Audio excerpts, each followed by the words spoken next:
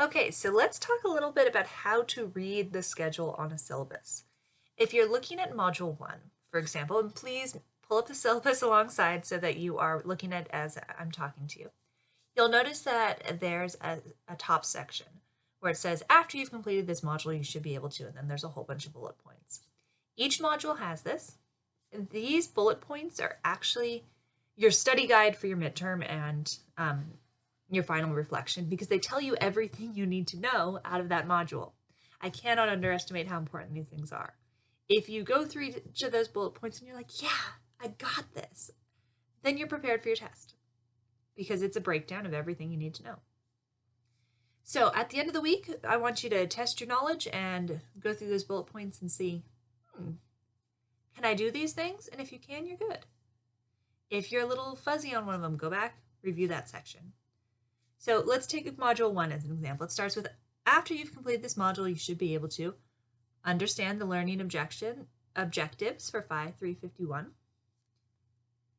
explain and understand the requirements and assignments for 5351. These two come from reading the syllabus and listening to the lectures like this and working through it slowly and carefully. You should be able to know the procedures for uploading assignments, assess your own view of death through the self-inventory in Chapter 1, which is ungraded, and you don't submit, but you keep it for your records because you're going to need it later in the class. And you should become familiar with the terms and approaches used to discuss death and dying academically. So that's what we're going over this module. When you look at the schedule with the due dates and the assignments, the second portion of each module breakdown on the schedule, there's dates on the left and then a series of assignments on the right. The idea is that you've done all of the assignments before that date. So for example, August 27th, where the assignments are read the syllabus, take the attendance quiz, which is for no credit, complete self-inventory, which again, you don't turn in, you just need it for later, and then read module 1, lesson 1. You've done all of that, and it's due on August 27th. The Wednesday date is always going to be prepare and post to the discussion board. Thursday is going to be another portion of the module. And then Sunday is the final deadline to make sure you get those discussion points in. Deadline for this class are fairly firm because you can do it from anywhere.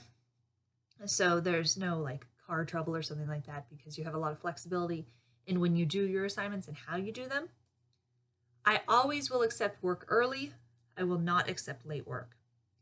So if you have any questions about how to read the syllabus, so just a reminder again, the dates on the left, everything that's the assignment should be done before that date. Any questions, shoot me an email. I'm always here. Again, this is Dr. Nelson.